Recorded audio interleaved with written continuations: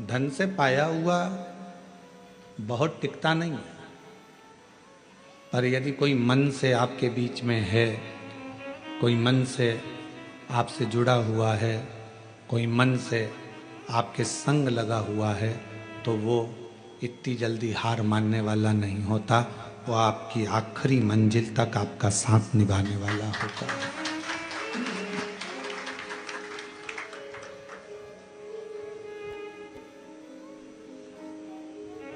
कोई तुमसे कहे कि इतना धन लगेगा और इतना पैसा लगेगा तब भगवान मिलेंगे, तो फिर उसको व्यर्थ ही मानना।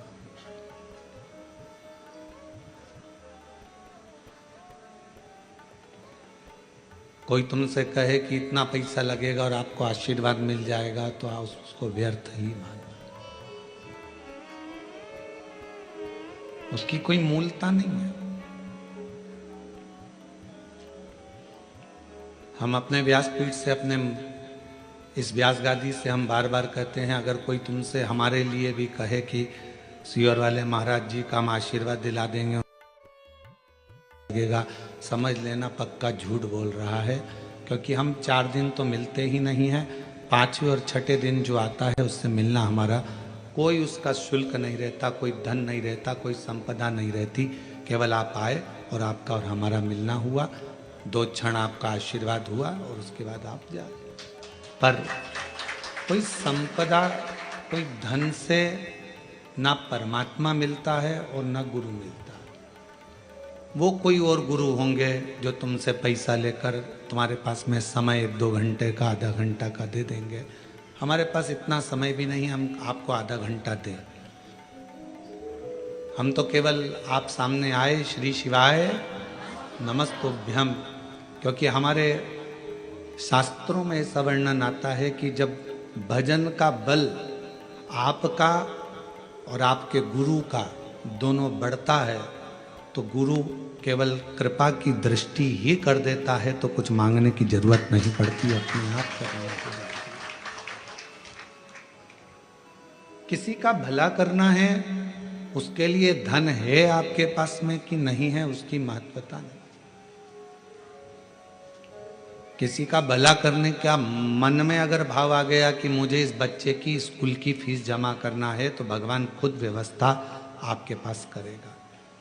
आपने मन में बना लिया कि मुझे इस व्यक्ति का इलाज करवाना है, इसके पास दवाई नहीं है, गोली नहीं है, भगवान स्वयं उसकी व्यवस्था करेगा। आपने मन ही नहीं बनाया किसी का भला करने का या भगवान का भजन करने का या स्मरण करने का, और सोचा धन के बल पर मुझे भगवान मिल जाए या धन के बल पर मैं किसी का भला कर दूं, वो ठीक नहीं। सबसे मूल है आपका मन, आपका हृदय, आपका चित्त, आपकी वृत्ति।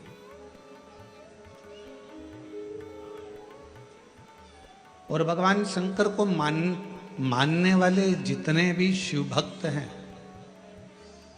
जो श्रावण के महीने में भगवान शंकर की आराधना कर रहे हैं, श्रावण के महीने में भगवान शंकर का भजन कर रहे हैं, श्रावण के महीने में शिव महापुराण की कथा को कोरबा छत्तीसगढ़ की पवित्र धरा से ऑनलाइन सुन रहे हैं, उनसे भी कहेंगे, जितने भगवान शिव के मानने वाले हैं, वो अपने अंदर एक बात उठा लेना कि मेरे शंकर भगवान तुम्हारे धन से, संपदा से, तुम्हारी सत्ता से, तुम्हारे वैभव से, तुम्हारी दौलत से कभी भी मेरा शिव प्रसन्न नहीं होता।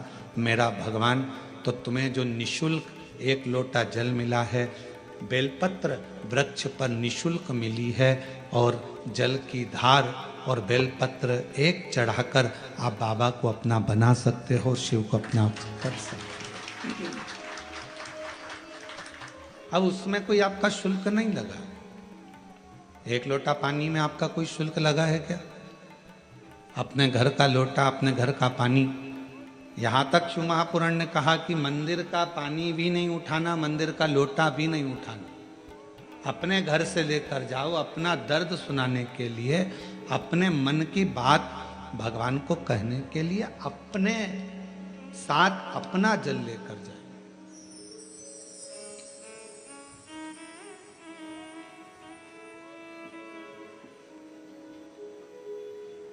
शिव महापुराण की कथा तो यहाँ तक कहती है कि भगवान की कोई भी स्तुति अगर आपको करना है तो अपने दिल में जो बात आए वो भगवान से कहो।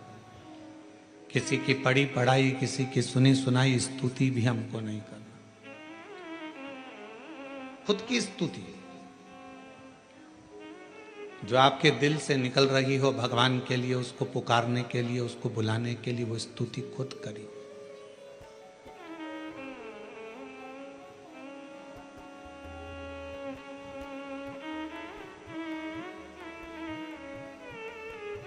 हम ये भी नहीं कहेंगे कि आप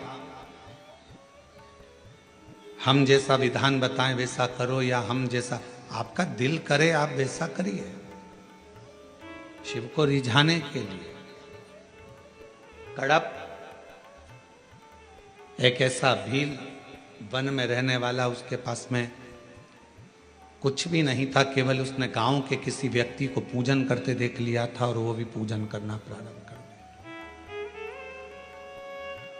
पांव से तो उसने जलाधारी के आसपास में पड़े हुए फूल पत्ती को हटाया, मुंह में भरे हुए पानी को शिवजी पर चढ़ाया, जो उसके पास में मांस आदि था उसका भोग लगा दिया।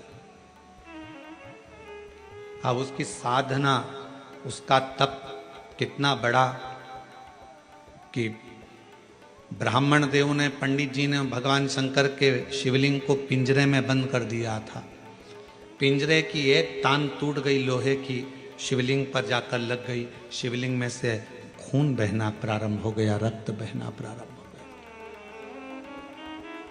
कड़प आया, उसने देखा मेरे शंकर भगवान का नेत्र लग गया, नेत्र में ये लोहे की तान लग गई, आंख फूट गई।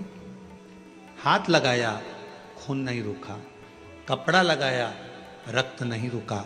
तब उसने अपनी त्रिशूल से आंख निकाल ली और वही शिवजी के शिवलिंग पर लगा दी, वही। और भगवान शंकर उसी समय प्रकट हो गए। ना मैं तुझे जानता हूं ना तू मुझे जानता है, केवल तेरी भक्ति। और इतनी विचित्र। कड़प से पूछा तुझे मांग क्या चाहिए? कड़प ने कहा बस इतना दे दीजिए कि संसार में रहने वाला कोई मनुष्य जिसको कुछ भी नहीं आता, आपका मंत्र भी नहीं आता, आपकी साधना भी नहीं आती, आपकी स्तुति भी नहीं आती, पूजन करने का तरीका भी नहीं आता, अगर वो आड़ी टेढ़ी भी पूजन करे, कैसे भी आपके मंदिर तक पहुंच जाए, बस आप जैसे मुझ पर कृपा करे हो ऐसी ही कृपा उस पर भी कर देना। ये कड़प ने नहीं।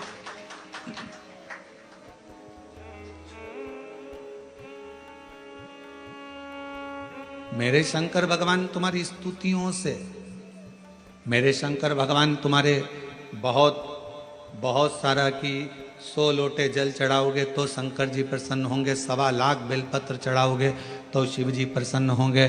भगवान शंकर के लिए कड़क व्रत करोगे, कुछ भी खाओगे पियोगे नहीं तो शंकर भगवान प्रसन्न होंगे, या अपना घर छोड़ दोगे तो शंकर भगवान प्रसन्न होंगे, या भगवान शंकर को शहद चढ़ाओगे या शंकर भगवान को रस चढ़ाओगे, ये चढ़ाओगे तो शंकर भगवान प्रसन्न होंगे।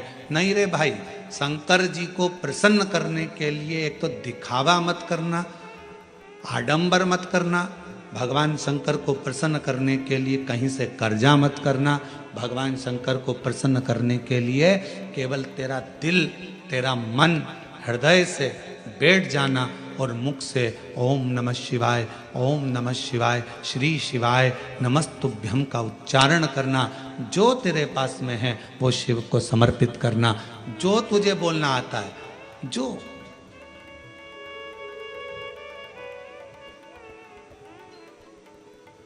छोटा सा बच्चा तोतला बोलता है, माँ को अच्छा लगता है कि नहीं लगता है? बोलो, जम के बोलो, लगता है। छोटा सा बच्चा किसी से भी अगर तोतरी भाषा में बोलेगा सबको अच्छा लगेगा। तोतरा बच्चा, छोटा बच्चा गाली भी दे देगा तो सबको अच्छा लगेगा। वही बच्चा बड़ा हो जाए, बड़ा होने के बाद गाली बक दे तो लड़ाई हो जाए। तोतरा है, माँ बाप स्वीकार करेंगे, लोग स्वीकार करेंगे, छोटा है सब स्वीकार करेंगे। शिव जी की कथा कहती है कि भगवान शंकर को रिझाने के लिए आपकी तोतरी भाषा से, आपके निर्मल मन की भाषा से, आपके हृदय की भाषा से आप शिव जी को जैसे रिझाना चाहोगे, शंकर भगवान जल्दी प्रसन्न होंगे। और अगर आप आडंबर से, दिखावे से, छल से परमात्मा को पाने का प्रयास करोगे तो शिव कभी प्राप्त नहीं होगा। उसको पाने का तरीका ही सहजता है। निर्मल मन सो मोहि पावा, मोहि छल छिद्र कपट ना बावा। भगवान को पाने का सबसे सुंदर तरीका है कि बस हृदय से उसको पुकार।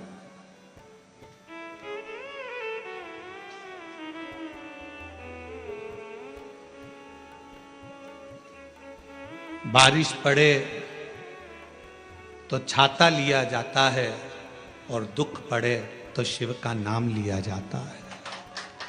केवल जब दुख आए, तकलीफ आए, कष्ट आए, परेशानी आए, थोड़ा सा भी जीवन में अगर लग रहा है कि हमारी कष्ट की जिंदगी चल रही है, हमारे परेशानी का जीवन चल रहा है, उस समय पर शिव नाम लेना प्रारंभ कर दो। श्री शिवाय नमस्तुभ्यम कहना प्रारंभ कर दो। धीरे धीरे उसका नाम उच्चारण करना प्रारंभ कर दो।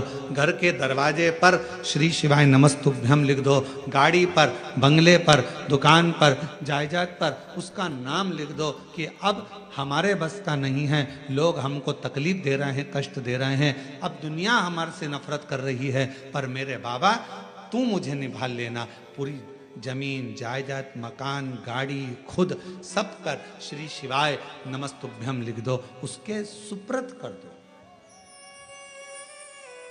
एक बहन ने एक पत्र